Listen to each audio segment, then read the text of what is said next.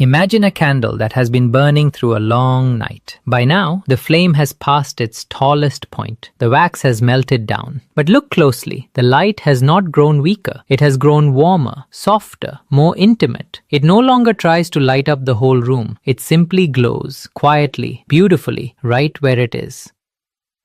That candle is you. If you are watching this, you have likely lived 6, 7, maybe 8 decades on this earth. You have worked, you have raised families, you have endured losses that no one else fully understands. You have carried burdens you never asked for. And now perhaps you find yourself in a quiet room of life, wondering what comes next. The world around you may tell you that your best years are behind you. American culture worships youth, speed, productivity. When you can no longer keep up with that pace, it's easy to feel like you've been left behind, like the candle is just burning out. But I want to tell you something different today, something that the Buddha understood 2600 years ago. You are not running out of time. You are entering the most sacred season of your life. In the Buddhist tradition, old age is not a decline, it is an awakening. It is the season when the noise finally quiets down and you can hear what your heart has been whispering all along. The Dhammapada, one of the oldest collections of the Buddha's words, reminds us that a human life is rare and precious, more rare than a blind turtle surfacing in a vast ocean and placing its head through a single floating ring. You have this life, you still have it, and what you do with these remaining years matters more than everything that came before. Today, I want to share with you 5 meaningful things, 5 pieces of inner work that I believe deserve your full attention for the rest of your life. These are not items on a bucket list. You don't need to skydive or visit Paris. What I'm offering is deeper than that. These are the things that will bring you genuine peace. The kind of peace that no vacation, no medication, and no amount of money can buy. Let's begin. Number 1. Cultivate inner stillness, not busyness. For most of your adult life, you were rewarded for doing, for producing, for showing up, clocking in, checking off the list. Your identity was built around what you did, your job title, your role in the family, your responsibilities. And then, one day, that structure fell away. Retirement came. The children moved out. The calendar emptied. And for many people, that emptiness feels terrifying. I've seen it many times. A retired executive walks into our meditation center. He's 72 years old. He's run companies. He's led teams of hundreds. But when I ask him to sit still for 20 minutes and simply follow his breath, his hands start shaking. Not from illness, from discomfort. He tells me afterward, that was the hardest thing I've done in years. I felt guilty just sitting there, like I should be doing something. This is what decades of busyness do to the mind. They convince you that your worth depends on your output, that rest is laziness, that stillness is a waste of time. But the Buddha taught the exact opposite. He spent 6 years chasing extreme practices, starving himself, punishing his body, before he finally sat down under a tree and simply breathed. And in that stillness, he found what no amount of doing could ever produce. He found awakening. You don't need to become the Buddha, but you do need to learn the art of being rather than doing. And now, in the quieter season of your life, you finally have the space to practice. Here's what I recommend. It is very simple. Every morning, before you check your phone, before you turn on the news, before you make your to-do list, sit down somewhere comfortable. Close your eyes and breathe. Just breathe. Follow the air as it enters through your nose, fills your chest, and leaves again. Do this for 10 minutes. That's all. 10 minutes of being alive without needing to accomplish anything. This is called Anapanasati, mindfulness of breathing. It is one of the oldest meditation practices in Buddhism, and it is available to you right now, exactly as you are. You don't need to sit on the floor. You don't need to twist into any position. A chair is perfect. Your living room is perfect. Stillness is not laziness. It is the deepest form of courage. It takes real bravery to stop running and just be here, with yourself, with this moment, with whatever arises. Start there. Number 2, heal and release old resentments. Let me ask you a personal question. Is there someone from your past, maybe from many years ago, whose name still makes your chest tighten? Someone who hurt you, betrayed you, disappointed you so deeply that you've carried that wound for decades?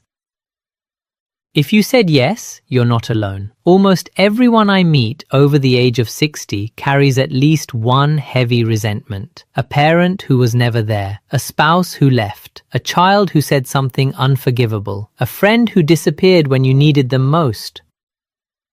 These old wounds are like heavy suitcases. You've been dragging them through the airport of your life for 30, 40, maybe 50 years, and now you're approaching the final gate. Let me ask you, do you really want to carry those bags onto the last flight? In the Buddhist tradition, we speak of metta, loving kindness, and the practice of releasing ill will. And I want to be very clear about something.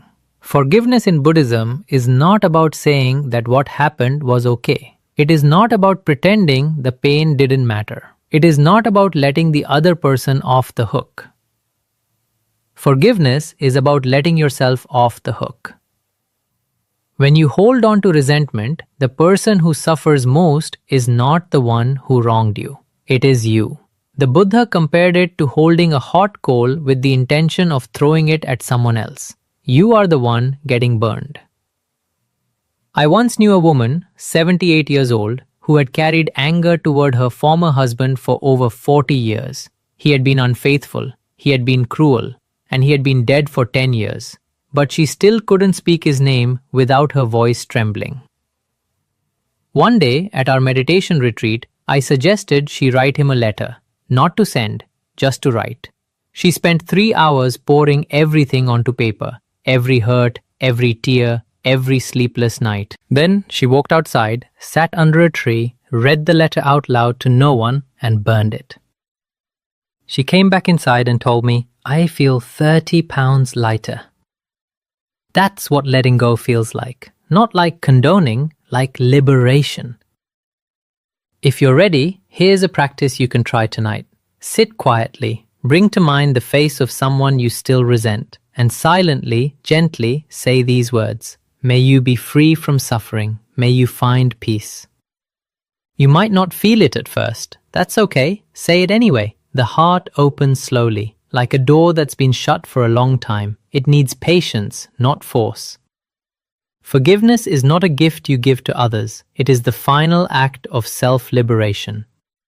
Number 3, simplify your life radically.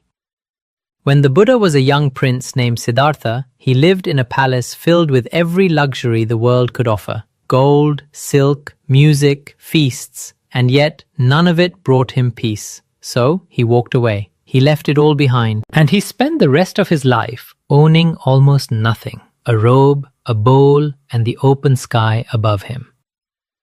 Now, I'm not asking you to give away your home and become a wandering monk, but I am asking you to consider this. How much of what you own actually brings you joy, and how much of it is just weight?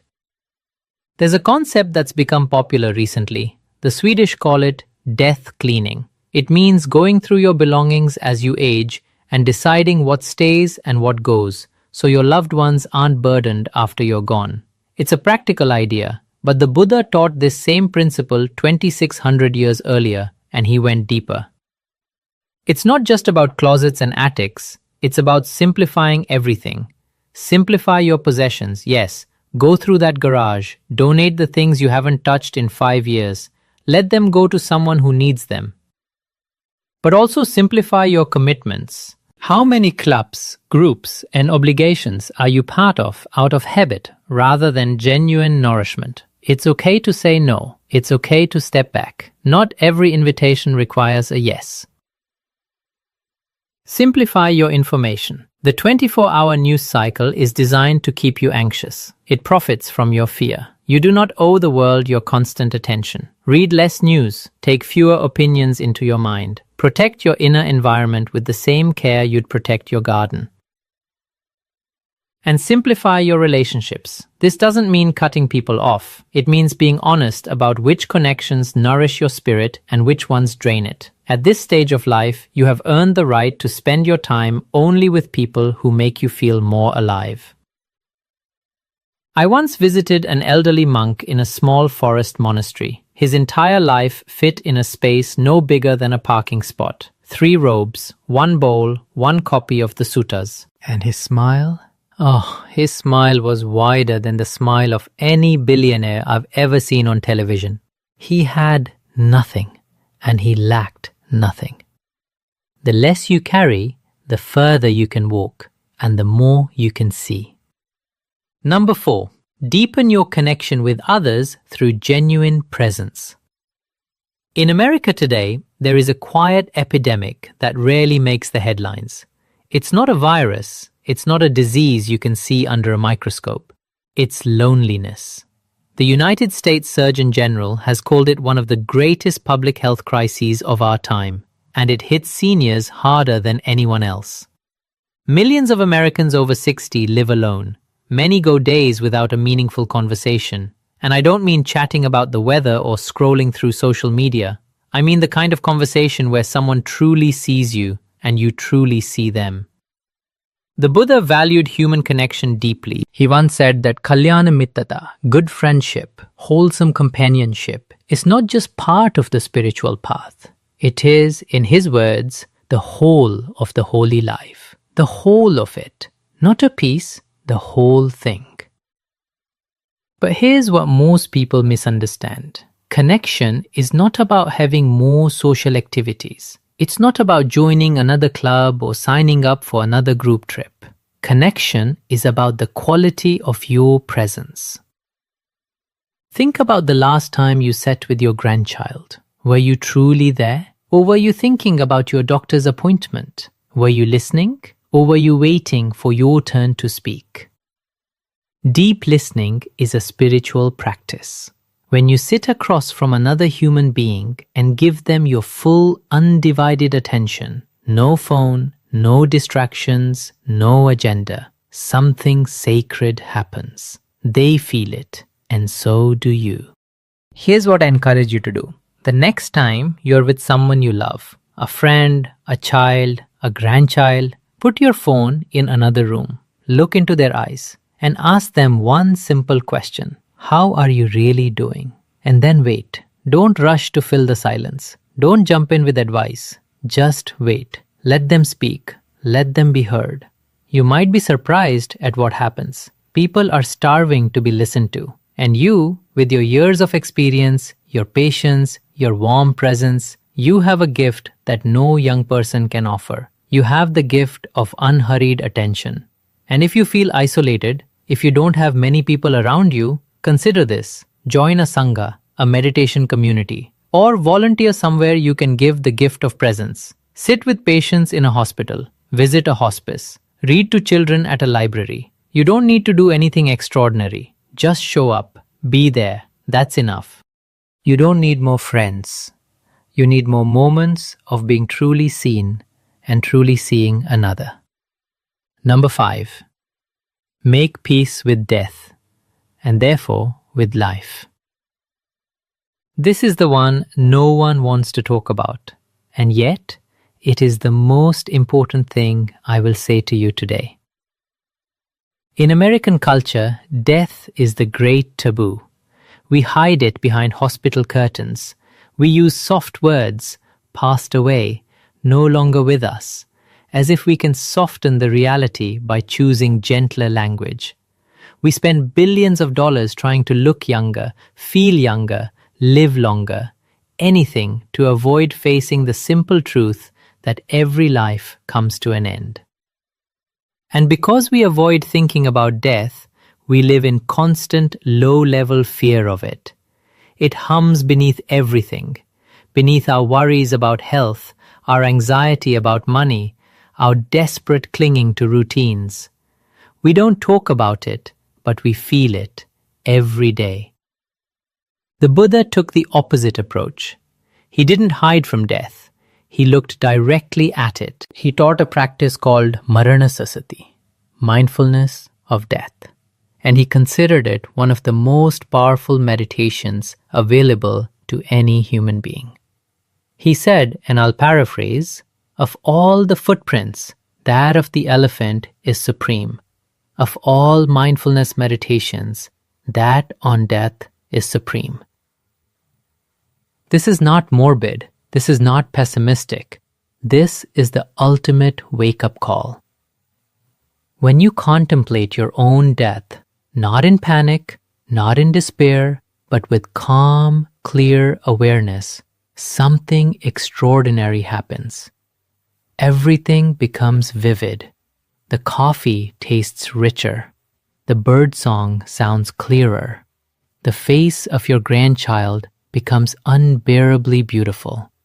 Because you finally understand, not just intellectually, but in your bones, that none of this is permanent. And that's exactly what makes it precious. I know a man, 80 years old, who began practicing death meditation every morning. Before his feet touched the floor, he would lie in bed and think, "I may not survive this day. If this is my last morning, have I lived well? Have I been kind?